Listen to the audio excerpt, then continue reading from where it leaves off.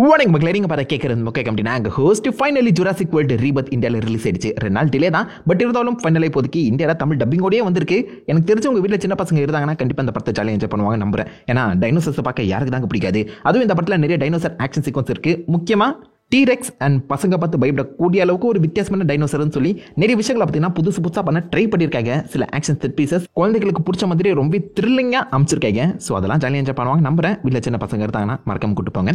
அன்னைக்கு டைனோசர் ஃபேனாக இருந்தாலும் இது மிஸ் பண்ணாமல் பாருங்க. டொமினியன் அளவுக்கு மோசம் இல்லைங்க, சிம்பிள் அஸ் தட். அது ஒரு மிக முக்கியமான நியூட்ரல் பாயிண்ட். பாசிட்டிவ் பாயிண்ட் பார்க்கும்போது கண்டிப்பாக கேரத் எட்வர்ட்ஸ் இந்த படத்தோட டேரக்டர் அந்த விஷனை பாராட்டி ஆகணும். ஏன்னா கிட்டத்தட்ட இந்த படம் வந்து பார்த்தீங்கன்னா ஒரு சாஃப்ட் ரீபூட்டுங்கிற மாதிரி தான் ப்ரெசென்ட் பண்ணியிருக்காங்க. இந்த படத்தை பார்க்கறதுக்கு இதுக்கு முன்னாடி வந்த எந்த ஒரு ஜுராசிக் ஃப்ரான்ச்சைஸுமே நீங்கள் பார்த்துருக்க வேண்டிய அவசியமே கிடையாது. ஜுராசிக் பார்க் 1 மட்டும் பார்த்தா தான் போதும் நம்புறேன். ஏன்னா அதில் இந்த தீவை பற்றி சில இடங்களை டீஸ் பண்ணியிருப்பாங்க. மோர் லைக் ஒரு மிஷன் ஃபோக்கஸ்டான ரொம்பவே சிம்பிளான ஒரு கதை, பட் முடிச்ச அளவுக்கு அந்த கட் ஷாட் பண்ணி இந்த ஒரு படமாகவே கொடுக்க ட்ரை பண்ணியிருக்காரு. இதுலேருந்து காமா போட்டு பார்ட் 2 பார்ட் 3 வருமான்னு கேட்டிங்கன்னா டவுட் தான். பட் இந்த படம் ஆரம்பத்துலேருந்து எண்டு வரைக்கும் புது கேரக்டர்ஸ், புது ஸ்டோரி அண்ட் புது டைனோசர்ஸை வச்சு ஒரு என்க்ளோஸ்டான படத்தை அழகாகவே கொடுத்துருக்காங்க. இதுக்கான மீதி கதையை பார்ட் 2ல சொல்கிறான், பார்ட் 3ல சொல்கிறான் அப்படின்னு எதுவுமே சொல்லாமல் ஒரு முழு படங்க. சிம்பிள் அஸ் தான். இந்த மாதிரி படங்கள் வருது இப்போதைக்கு கொஞ்சம் கம்மியாகவே ஆயிடுச்சு. கம்மா போட்டு கண்டினியூ பண்ண தான் ட்ரை பண்ணுறாங்க. பட் அந்த வகையில் அதை பாராட்டி ஆகணும். அது மட்டும் இல்லாமல் கேரத் எட்வர்ட்ஸ் ஒரு விஎஃப்எக்ஸ் சூப்பர்வைசராக இருந்து டேரக்டராக மாறினவர். அது மிக முக்கியமாக காட்ஸில்லா படத்தை டைரக்ட் பண்ணவர். ஸோ அப்படி இருக்க அந்த சமயத்தில் கண்டிப்பாக அந்த படம் மேலே ஒரு ஹைப் கிரியேட் ஆக தான் செய்யும். முக்கியமாக டைனோசர்ஸை இவருடைய பாயிண்ட் ஆஃப் வியூலேருந்து எப்படி ப்ரெசென்ட் பண்ண போகிறாங்கன்னு சொல்லி பார்த்தா காட்ஸில்லா மாதிரி கொடுத்துருக்காரு தான் சொல்லணும். மனுஷங்க சின்னதாகவும் டைனோசர் மிக பிரம்மாண்டமாகவும் இருக்கு.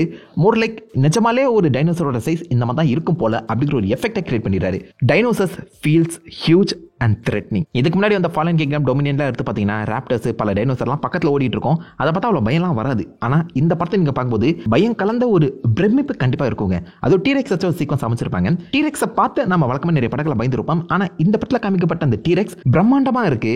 இந்த டீரெக்ஸால ஏதோ நடந்துடக்கூடாதா அப்படிங்கிற ஒரு பயமும் கூடவே சேர்ந்து தொத்திக்குது. டீரெக்ஸ் மட்டும் இல்லை, டைட்டானோசரஸை மிக பிரம்மாண்டமாக காமிச்சிருக்காங்க. அதை தொடர்ந்து குவெட்சல்காட்டஸ் வானத்திலே கூடு கட்டி வாழக்கூடியது.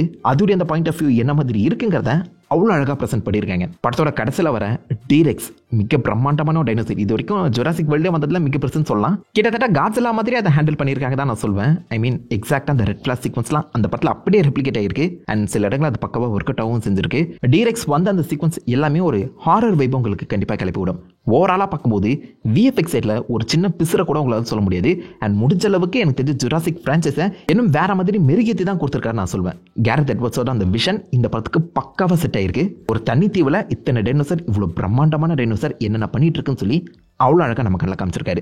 இல்லை நிறைய அனிமேட்ரானிக்ஸ் யூஸ் பண்ணியிருக்கதா சொல்கிறாங்க. பட் என் கணக்கு அந்த மாதிரி எதுவும் தனி துண்டாலாம் தெரியல. மோஸ்ட்லி விஎஃப்எக்ஸில் எந்த ஒரு பிரச்சனையுமே உங்களால் சொல்ல முடியாத ஒரு படம் தான். சவுண்ட் எஃபெக்ட்ஸும் அதுக்கு பர்ஃபெக்டாக மேட்ச் ஆகிற மாதிரி இந்த ஓஜி மியூசிக்கை இறக்கி நிறைய இடங்களும் உங்களுக்கு நாஸ்டாலஜி வைப் வந்து பார்த்தீங்கன்னா கொண்டு வர ட்ரை பண்ணியிருக்காங்க. அது ஒர்க் அவுட்டாகவும் செஞ்சிருக்கு. முக்கியமாக அந்த ஃபர்ஸ்ட் படத்தில் பிராக்கியோசாரஸ் வர அந்த சீக்வன்ஸை டைட்டானோசாரஸ்க்கு பர்ஃபெக்டாக மேட்ச் பண்ணியிருக்காங்க. ஒரு நல்ல ஸ்க்ரீன், ஒரு நல்ல ஐமேக்ஸ் ஸ்க்ரீனில் அந்த படத்தை நீங்கள் பார்க்கும்போது அந்த உலகத்துக்கே போயிட்டு வந்த ஒரு வைப் கண்டிப்பாக ஒன்று கிரியேட் ஆகும். அந்த பிரம்மாண்டத்தை கண்டிப்பாக உணர முடியுங்க. சில படங்கள் தான் தேட்டரில் அந்த எக்ஸ்பீரியன்ஸ் கொடுக்கும். அந்த வகையில் இந்த படமும் ஒன்று. ஸோ எனக்கு தெரிஞ்ச இந்த படத்தோட அந்த மொத்த ஸ்டோரிங்கிறது ரொம்பவே சிம்பிளிஃபைடாக இருந்துச்சு. எல்லா சின்ன பசங்களும் ஈஸியாக ஃபாலோ பண்ணுற மாதிரி தான் அமைச்சிருக்காங்க நான் சொல்வேன். பெருசாக ஒன்றும் இல்லைங்க. மனுஷனோட வாழ்க்கையை பெட்டராக மாற்றுறதுக்காக 3 முக்கியமான பெரிய டைனோசரோட அந்த டிஎன்ஏ தேவைப்படுது. அதை எடுக்கிறதுக்கு மர்சனரி கூட்டத்தில் நம்ம ஸ்கார்லெட் ஜோஹான்சன் அண்ட் பிளேடா நடிச்ச பிளேடா நடிக்கலையோ, பிளேட் படத்தை அனௌன்ஸ் பண்ணி அதுக்கப்புறம் இந்த படத்தை எடுத்து முடிச்சு ரிலீஸே பண்ணிட்டாங்க. என்ன பிளேட் படம் வந்துட்டு இருக்கு, என்னத்தை சொல்றது. எனிவேஸ், மகேஷ்லா அலி இவங்க 2 பேருமே ஒன்னா சேர்ந்து ஒரு கார்ப்பரேட் வில்லனை உள்ள கூட்டிட்டு போறாங்க. வழக்கம் போல தான் கார்ப்பரேட் வில்லன் இல்லாமல் எப்படிங்க ஜுராசிக் ஃப்ரான்ச்சைஸை கூட்டு போகிறது. இவங்க உள்ளே போகிற அதே சமயத்தில் இன்னொரு குரூப் ஆஃப் ஃபேமிலி வந்து பார்த்தீங்கன்னா வேணுனே வந்து மாட்டிக்கிறாங்க. வேணும்னு தான் நான் சொல்வேன். கொய்யால இந்த கடலில் ஏகப்பட்ட டைனோசர் சுற்றிட்டு இருக்கு, உனக்கு பிக்னிக் கேட்குதா, ஒரு கூட்டம் வந்து மாட்டிக்க. இவங்க 2 பேருமே இப்போ வரைக்குமே மக்கள் கண்ணுக்கு தென்படாத ஒரு தீவில் போய் மாட்டிக்கிறாங்க.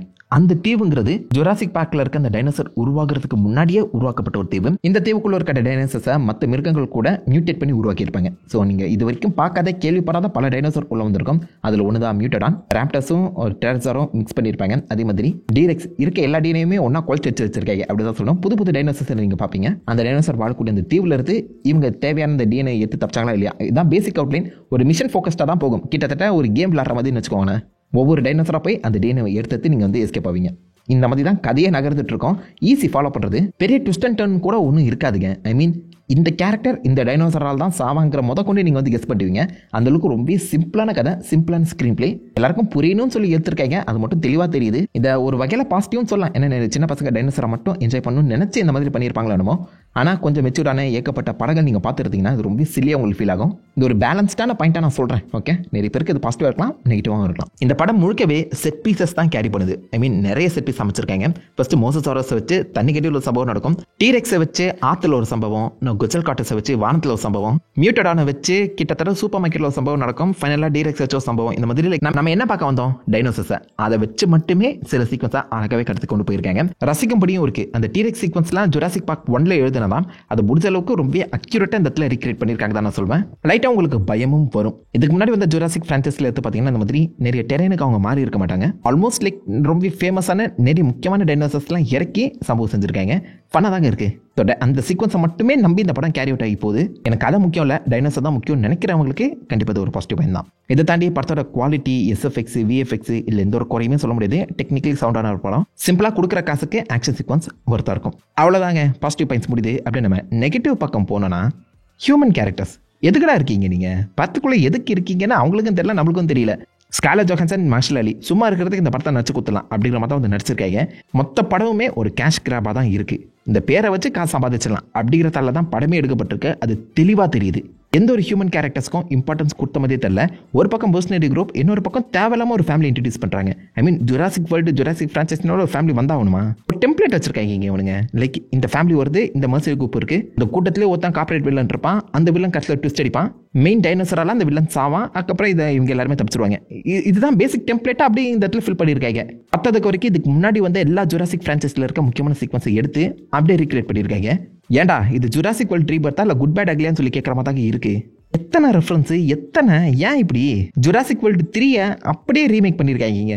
அந்த கதை தான் அப்படியே நீங்கள் இந்த திரும்ப வேணா உட்காந்து ஜுராசிக் வேர்ல்டு 3 பாருங்க, அதுவும் இது ஒரே கதையாக தான் உங்களுக்கு ஃபீல் ஆகும். அந்த மாதிரி ஒரு கதையை தான் கொடுத்துருக்காங்க.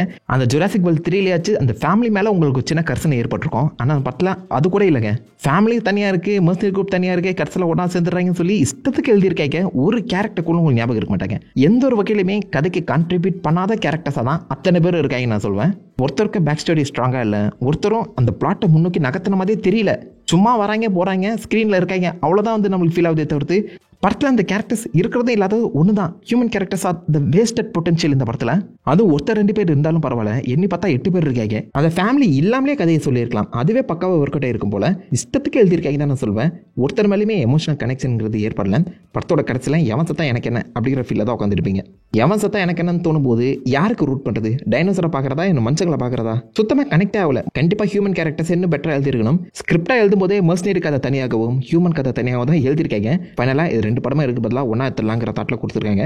சுத்தமாக சிங்க் ஆகலைங்க. இஷ்டத்துக்கு தாவிக்கிட்டே இருக்குது, 10வது வரைக்கும் பேசிக்கிட்டே இருக்காங்க. மொதல் 40 மினிட்ஸ் கழிஞ்சிட்ட அப்புறம் தான் டைனோசரே நீங்கள் பார்ப்பீங்கன்னா இப்போ யோசிச்சு பாருங்க. ரொம்ப சிம்பிளான மிஷன், ஒரே வார்த்தையில் சொல்லி ஈஸியாக புரிய வைக்கக்கூடிய ஒரு மிஷனுக்கு 40 நிமிஷம் எக்ஸ்ப்ளோரேஷன் தேவையா? That's a wasted time as well. இந்த கேப்பில் பயங்கரமான மாஸ்டர்னு சொல்லி ஒரு டீரெக்ஸ் இறக்குனாங்க பார்த்தீங்களா, அதையாச்சும் கொஞ்சம் எக்ஸ்பிளைன் பண்ணியிருக்கலாம். ஏன்னா அந்த படத்தில் அந்த பேர் டீரெக்ஸுங்கிறத நான் சொல்லி தான் பல பேருக்கு தெரியும். அது ஏன் எப்படி இருக்குது, எதனால் இவ்வளோ பெருசாக மாறிச்சு, அதுக்கு என்ன பிரச்சனை, ஏன் எல்லாரையும் பார்த்து அதை கொண்டுட்டு இருக்குன்னு சொல்லி அந்த ஒரு கேள்விக்கான பதிலை எங்கேயுமே சொல்லவே இல்லைங்க. ஐ மீன் எந்த ஒரு வகையிலுமே அந்த கேரக்டர் மெயின் வில்லனுக்கு அடித்தளமே போடாமல் கதையை கொண்டு போயிருக்காங்க. நான் யோசிச்சு பாருங்க. இத்தனைக்கும் படத்தோட பிகினிங்கில் அதை டீஸ் பண்ணிட்டு படத்தோட கடைசியில் தான் கொண்டு வராங்க. நடுவில் ஆமாம் அந்த டீரெக்ஸ் தானே எங்கடா போனா அப்படிங்கிற ஒரு கேள்வியோட அந்த கன்ஃபியூஷனோட தான் உட்காந்து பார்த்துட்டு இருப்பீங்க. ஸ்க்ரீன் டைம் ரொம்ப கம்மி. இத்தனைக்கும் படத்தோட மெயின் வில்லனு. இதுக்கு ஜுராசிக் வேர்ல்டு ரீபத்தில் வந்து இன்டாமினஸ் ரெக்ஸ் செம்ம பயங்கரமாக இருந்துச்சுங்க. அதை பார்த்தாலே நம்மளுக்கு எப்படா வருவான், எங்கிறது அடிப்பான்னு தெரியல அப்படின்னு பயத்தோட தான் உட்காந்து படத்தை பார்த்துட்டு இருப்போம். அந்த அளவுக்கு எஃபர்ட்டில் ஒரு பாதியை கூட டிரெக்ஸுக்கு போடவே இல்லை. மேபி இதை பேஸ் பண்ணி அத்தனை படங்கள் வருமோ என்னமோ. ஆனால் அகெயின் டிரெக்ஸுங்கிற கேரக்டர் உருவாக்கி அதை தெளிவாக கண்ணில் கூட காட்டலங்க, இருட்டிலே வச்சு விளையாடிட்டாங்க. எனக்கு ஆத்திரம் அடங்கலை.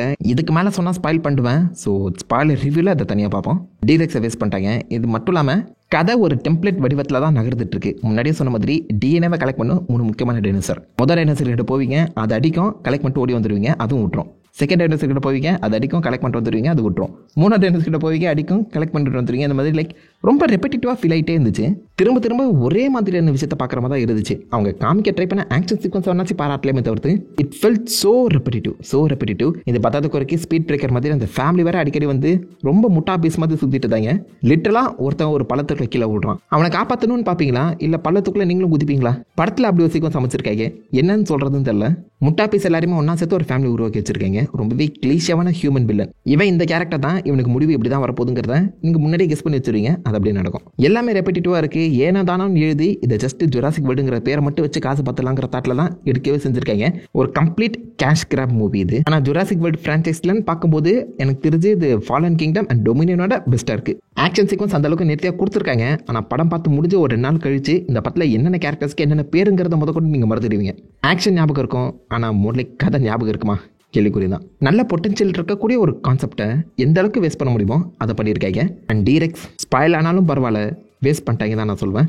பெரிய ஹைப்போட நம்பிக்கையோட அந்த படம் முழுக்கவே பார்த்துருவோம். இன்டர்மினஸ் ரெக்ஸ் மாதிரி இருக்கும்னு நினச்சலாம் போயிடாதீங்க, ஏமாறதான் மிஞ்சம். குழந்தைங்க ஜாலியாக என்ஜாய் பண்ணுவாங்க, உங்களாலையுமே அந்த பிரம்மாண்டத்தை ஃபீல் பண்ண முடியும். மற்றபடி நல்ல ஒரு கதையை சொதப்பிட்டாங்க, அவ்வளோதான். ஸோ இந்த படத்தை எத்தனை பேர் FTFS பார்த்தீங்க? உங்களோட தாட்ஸ், உங்களுடைய வியூஸை மறக்காம வைக்கிற காமெண்ட். அவுட் ஆஃப் 5 ஸ்டார்ஸ் இந்த படத்துக்கு எவ்வளோ ஸ்டார் ரேட்டிங் கொடுப்பீங்க? அதிகமாக சொல்லிட்டு போங்க. நான் உங்களை நல்ல ஒரு ஆசமான வீடியோவில் மீட் பண்ணிட்டு have fun guys. Over time.